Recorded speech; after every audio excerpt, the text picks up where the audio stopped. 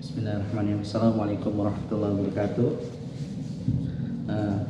Alhamdulillah, alhamdulillah rabbil alamin. Arsala rasulahu bil huda wa dinil haq liyudhhirahu 'ala dini kulli wa kafa billahi syahida. Asyhadu an la ilaha illallah wahdahu la syarika la wa asyhadu anna Muhammadan 'abduhu wa rasuluhu la nabiyya wa la rasulahu ba'dahu. Tayyib ikhwati fillah rahimakumullah. Alhamdulillah, segala puji bagi Allah Subhanahu wa taala yang mana telah membimbing kita, yang mana telah memberikan kita hidayah, yang mana telah memberikan begitu banyak nikmat kepada kita semua, baik nikmat usia, nikmat hidup, nikmat iman, nikmat Islam maupun nikmat ihsan. Dan kemudian salat serta salam selalu kita curahkan kepada baginda Nabi Muhammad sallallahu alaihi wasallam. Ikhwati fillah rahimakumullah.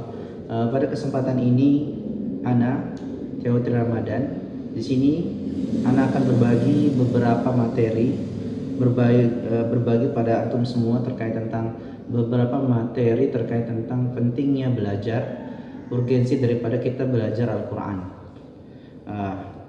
Ikhwati fillah rahimakumullah, kita tahu bahwasanya dalam saat ini bangsa kita, negara kita sedang mengalami beberapa masalah, terutama terkait tentang problem terkait pandemik daripada virus corona yang membuat kita semua mungkin kesulitan untuk belajar. Banyak di antara kita biasanya kita bisa ikut taklim dengan mudah, kita bisa ikut taklim dengan mudah setiap malam, taklim pagi, ya kan, taklim malam dengan mudah dimanapun tepatnya. Kali ini kita dibatasi dikarenakan adanya pandemik ini. Tetapi dengan hal itu bukan berarti kita menjadi penghalang bagi kita semua untuk tetap belajar menuntut ilmu, karena Allah telah mengingatkan kepada kita bahwasanya orang yang menuntut ilmu, bagi seorang umat muslim menuntut ilmu itu adalah wajib fardhu ain. Maka kemudian banyak sekali fadilah-fadilah daripada keutamaan dari kita menuntut ilmu, khususnya menuntut ilmu Al-Quran.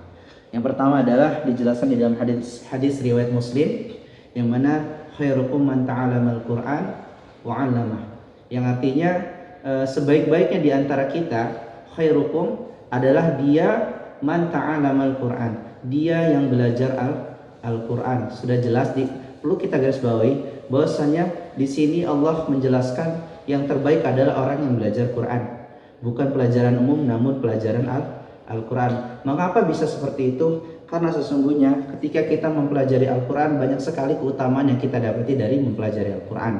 Yang pertama, orang yang mempelajari Al-Quran apabila dia mati, maka kata Rasulullah SAW itu akan memperoleh mati syahid. Apa itu mati syahid? Mati yang dimana di sana tak ada hisab, namun langsung masuk surga. Kemudian selain itu, fadilah daripada kita belajar Al-Quran yang kedua adalah ketika kita membaca setiap hurufnya itu memperoleh kebaikan 10 kebaikan. Maka itulah luar biasanya Al-Quran bagi kehidupan kita. Apabila kita dekat dengan Al-Quran, apabila kita mempelajari Al-Quran, apabila kita mengamalkan Al-Quran. Ikhwati fillah rahimakumullah, tentu saja di antara kita semua sudah mengetahui tentang dalil tersebut. Kemudian apa saja sih kenapa kita penting belajar Al-Quran? Karena kita ketahui bahwa sesungguhnya Al-Quran ini adalah pedoman bagi umat muslim, terutama bagi kita seorang muslim. Karena Al-Quran ini adalah sebagai pedoman, maka dari itu tentu saja kita seorang muslim patut sekali semestinya mengetahui isi Al-Quran, mempelajari Al-Quran agar Al-Quran ini menjadi huda. Al-huda yaitu petunjuk bagi diri kita. Kemudian ikhwati fillah rahimakumullah, terus apa saja langkah kita untuk mempelajari Al-Quran? Tentu saja ketika kita ingin belajar Al-Quran, tentu kita akan mempelajari terkait tentang hukum-hukum daripada Al-Quran tersebut. Sama hal ketika kita ingin belajar bahasa lain, tentu saja pasti ada hukum-hukum dan aturan-aturan dalam mempelajari suatu bahasa. Kita ambil contoh seperti bahasa Inggris. Bahasa Inggris tentu ada hukum-hukum cara bacanya. Apabila kita salah, kita membacanya dengan bahasa atau intonasi atau pronunciation-nya yang berbeda, maka tentu itu akan merubah makna daripada bahasa tersebut. Begitu juga ketika kita belajar Al-Quran. Maka di dalam ketika kita ingin mempelajari Al-Quran, maka ada pedoman-pedoman atau aturan-aturan khusus ketika kita mempelajari Al-Quran, yaitu salah satunya adalah yang Allah sebutkan di dalam Quran surat Al-Muzammil ayat keempat. Allah firmankan, A'udzubillahi minasyaitonirrajim, Bismillahirrahmanirrahim, Al-zid alaihi warattilil Qur'ana tartila. Perlu Anda garis bawahi bahwasanya warattilil Qur'ana tartila, Allah menyebutkan di dalam surat Al-Muzammil ayat keempat ini bahwasanya sudah jelas, dan bacalah kata Allah, dan bacalah Al-Quran itu dengan tartil. Apa itu makna tartil? Tartil itu adalah dengan sesuai kaidah dan ilmu tajwid. Berarti ayat ini menerangkan kepada kita bahwasanya ketika kita ingin belajar Al-Quran, tentu kita harus mengetahui hukum-hukum daripada cara membacanya, agar kita tidak salah dalam membacanya dan agar kita tidak salah mengartikan ayat tersebut. Karena ketika kita membaca ayat itu, apabila kita salah dalam ilmu tajwidnya, maka itu akan merubah makna daripada ayat tersebut. Baik, ikhwati fillah, langsung saja. Lantas kenapa kita harus membacanya dengan tartil? Karena Allah telah mengingatkan kepada kita di dalam Quran surah Al-Baqarah di ayat 121 bahwasanya berbunyi, A'udzubillahi minasyaitonirrajim, Bismillahirrahmanirrahim, Alladzina atainahumul kitaba yatlunahu haqqa tilawatih, ulaika yu'minuna bih wa man yakfur bihi fa ulaika humul khasirun. Di dalam ayat ini, ikhwati fillah, perlu kita garis bawahi bahwasanya Allah berfirman, Alladzina atainahumul kitaba yatlu, yaitu orang-orang yang kami beri kitab, yaitu Alkitab. Di sini maksudnya makna khusus, ma'rifat, makna khusus yang menyebutkan yaitu Al-Quran. Yang kami beri kitab yaitu Al-Quran. Alladzina atainahumul kitaba yatlu, orang-orang yang mereka kami berikan tentang kebenaran Al-Quran ini. Atainahumul kitaba yatlu, mereka membacanya, yatlunahu haqqa tilawati, membaca Al-Quran itu dengan hak dan benar. Jadi ketika kita sudah mulai ingin mempelajari Al-Quran, karena kita mengetahui keutamaan daripada Al-Quran, kemudian yang kedua, kenapa kita harus belajar? Karena wajib bagi kita untuk belajar, untuk membacanya dengan baik dan benar, sesuai dengan hukum tajwidnya. Kemudian yang ketiga, kenapa kita harus menjawab, misalkan kita memiliki pertanyaan, kenapa kita harus membaca dengan baik dan benar? Karena Allah telah menjelaskan di dalam Surah Al-Baqarah bahwasanya orang yang telah Allah berikan kepandaian dalam memahami Al-Quran, orang yang telah Allah berikan kepandaian, kemahiran dalam membaca Al-Quran, maka orang tersebut wajib membacanya dengan benar. Sesungguhnya di ayat 121 ini ada dua ulama mengartikan.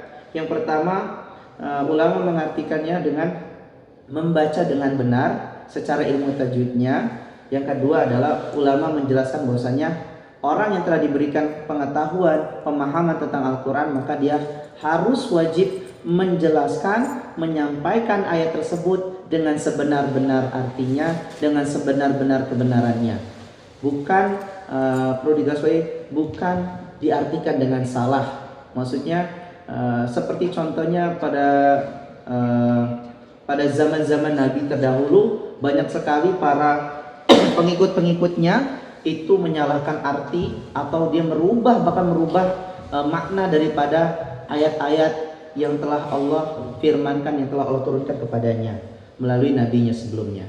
Baik ikhwati fillah, langsung saja kita masuk ke dalam poin materinya pada kesempatan hari ini terkait tentang ilmu tajwid. Maka apa saja yang disebutkan di dalam Quran surat Al-Muzammil ayat keempat ini, yaitu tentang membaca dengan baik dan benar atau tartil itu, maka kita akan mengetahui yang pertama di dalam kitab Matan Jazari, Syekh Matan Jazari, di dalam kitab Matan Jazari itu kita dapat mengetahui ada beberapa poin tajwid yang akan kita pahami. Yang pertama, kita akan mengenal tentang namanya hukum nun sukun atau tanwin. Yang kedua, kita akan mengenal tentang hukum dari hukum nun sukun ini nanti akan dipecah lagi. Yang kedua, nanti kita akan masuk ke dalam hukum mim sukun. Yang ketiga, kita akan mengenal namanya panjang atau mat. Mat ini akan dibagi lagi. Ada mat tabi'i atau mat asli. Yang kedua adalah mat far'i.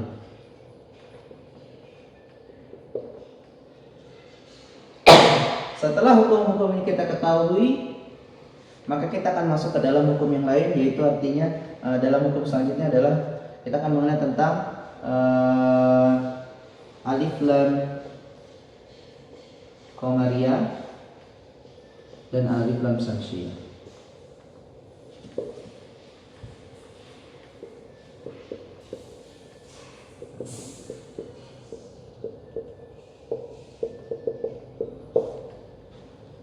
Baik ikhwati fillah, rahimakumullah. Yang pertama kita akan membahas tentang pentingnya kita mempelajari Al-Quran terkait tentang hukum tajwid. Yang pertama adalah tentang nun sukun atau tanwin. Apa itu nun sukun atau tanwin? Nun sukun atau tanwin adalah memiliki beberapa cabangnya. Apa itu nun sukun atau tanwin? Ini adalah ketika huruf-huruf yang bertemu dengan nun sukun atau huruf yang berharokat tanwin. Harokat tanwin akan Anda turunkan. Tanwin ini maksudnya adalah seperti fathah tayin, dhammah tayin, kemudian kasrah tayin. Kenapa Anda sebut ini tayin? Karena tanwinnya itu fathahnya terdapat ada dua, maka disebut namanya tayin. Fathah tayin, dua harokat fathah. Kenapa dhammah tayin? Karena ada dua dhammah di sini terdapat sini, maka dhammah tayin. Kemudian apa itu nun sukun? Dan apa saja hukumnya ketika bertemu dengan nun sukun dan huruf harokat seperti ini? Maka kita akan turunkan. Yang pertama adalah terkait, kita akan menemukan namanya hukum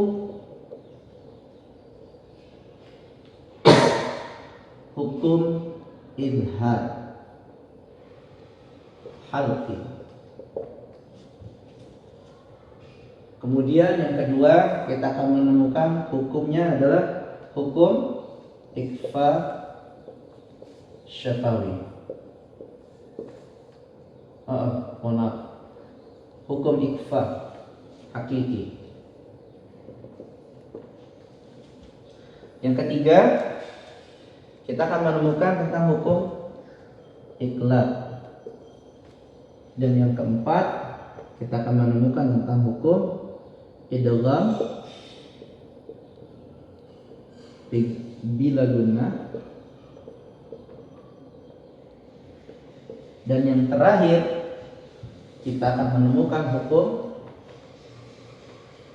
idgham bi gunnah. Maka apa hukum? Hukum izhar halqi itu apa? Hukum ikhfa hakiki itu apa? Iqlab, idgham bi gunnah dan bila gunnah itu apa? Maka di sini kita akan ketahui hukum izhar halqi dulu terlebih dahulu kita akan menjelaskan.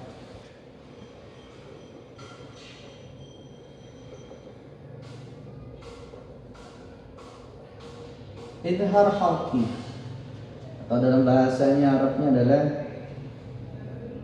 izhar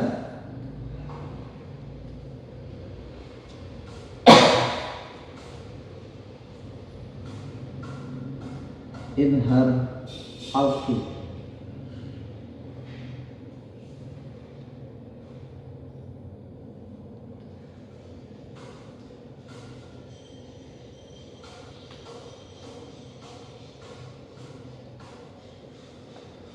Izhar halqi. Apa itu izhar halqi secara definisi atau arti? Secara etimologi, izhar halqi adalah sebuah apabila nun sukun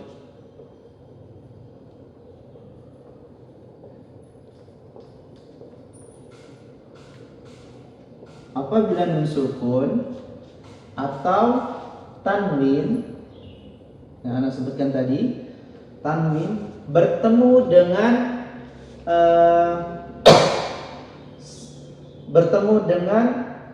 keenam huruf izhar halqi, maka cara membaca nun sukun atau tanwin tersebut dibaca dengan jelas. Nah, secara terminologi ini seperti ini, secara arti izhar itu artinya jelas. Jadi, saya jelaskan kembali, izhar halqi secara terminologi, secara istilah adalah apabila nun sukun atau tanwin, ada nun sukun atau huruf yang berharakat tanwin bertemu dengan keenam huruf izhar halqi, ya. Izhar halqi adalah huruf-huruf yang dari tenggorokan, berasal dari tenggorokan. Ada berapa saja huruf yang berasal dari tenggorokan? Yang pertama adalah ada huruf hamzah atau alif. Yang kedua itu ada huruf h tebal. Kemudian yang selanjutnya adalah huruf masuk ke tenggorokan bagian tengah, ada huruf h tipis, kemudian ada huruf ain, kemudian masuk ke tenggorokan bagian atas itu ada huruf ghain, dan terakhir itu huruf kha. Maka keenam huruf ini apabila nun sukun atau huruf yang berharakat tanwin bertemu keenam huruf ini, maka nun atau harakat tanwinnya dibaca dengan jelas. Seperti itu. Contoh, kita ambil contoh, salah satu contohnya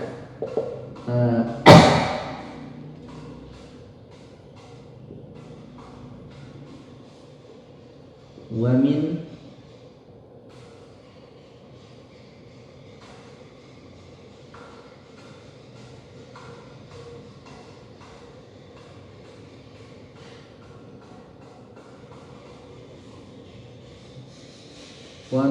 ayati. Pernah mendengar ayat ini?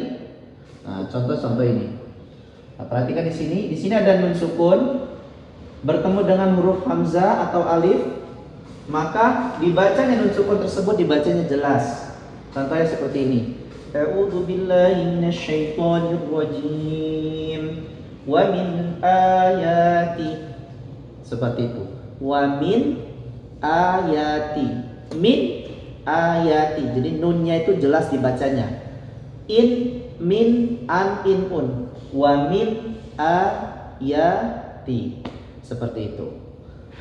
Itu namanya izhar halqi. Baik. Masuk selanjutnya, sudah jelas ya. Kita masuk kepada hukum selanjutnya, yaitu hukum setelah izhar halqi adalah hukum ikhfa hakiki.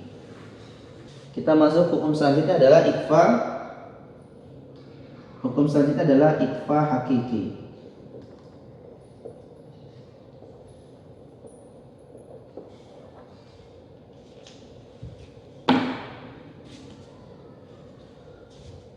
Apa itu ikhfa hakiki? Ikhfa secara etimologi atau secara artinya adalah ikhfa itu adalah samar. Itu secara etimologi. Namun secara terminologi, secara istilah, ikhfa adalah apabila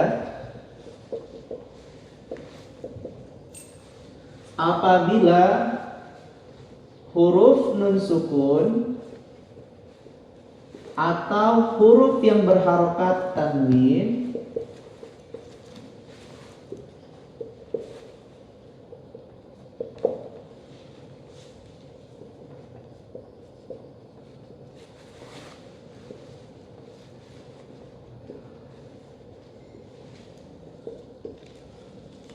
apabila huruf nun sukun atau huruf yang berharokat tanwin ia bertemu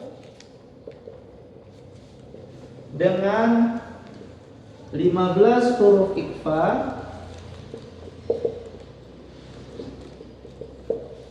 maka dibaca nun sukun tersebut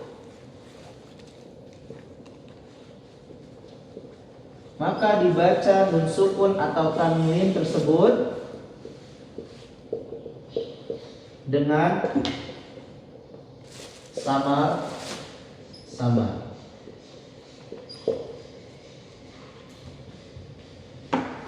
Jadi ikhwati fillah, hukum ikhfa hakiki kita ketahui ikhfa artinya adalah samar-samar. Kemudian secara istilahnya ikhfa itu adalah apabila huruf nun sukun atau yang berharokat tanwin bertemu dengan 15 huruf ikhfa, maka dia akan dibaca nun sukun atau tanwin tersebut dengan samar-samar. Di mana?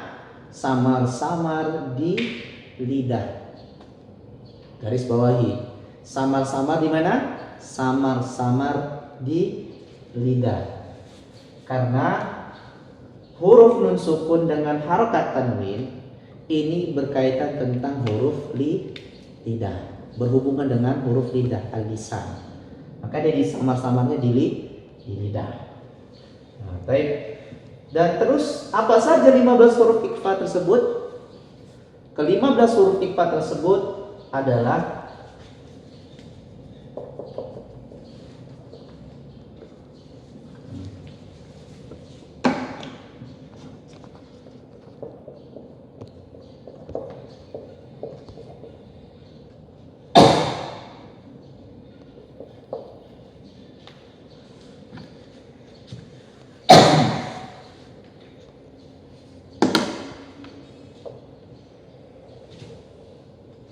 lima belas huruf ikhfa tersebut apa saja? Yang pertama dimulai dari huruf ta. Kemudian masuk ke huruf selanjutnya ada huruf ta. Kemudian kita masuk ke huruf jim. Setelah huruf jim ada huruf da. Kemudian ada huruf za, kemudian ada huruf za, kemudian nanti ada huruf fa, kemudian ada huruf qaf, kemudian ada huruf kaf, kemudian ada huruf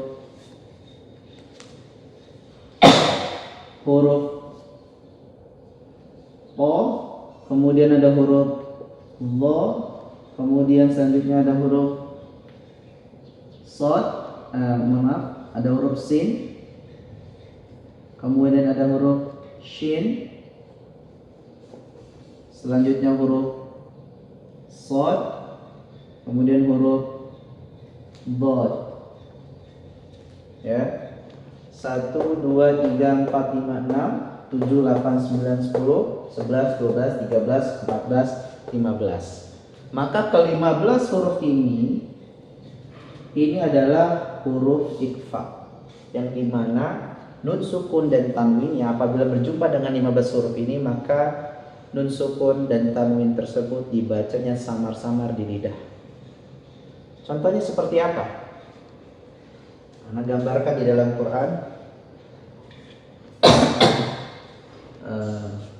Sini bisa kelihatan, sini bisa kelihatan tidak? Oke. Tinggal diedit aja kan ya.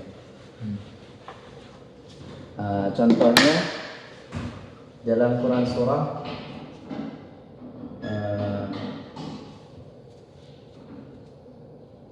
Qabl. Contohnya insyaallah min di dalam surat Al-Falaq ya.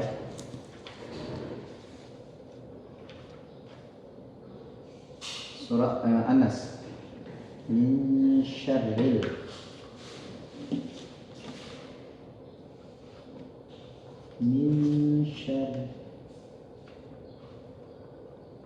syarril waswasil khannas.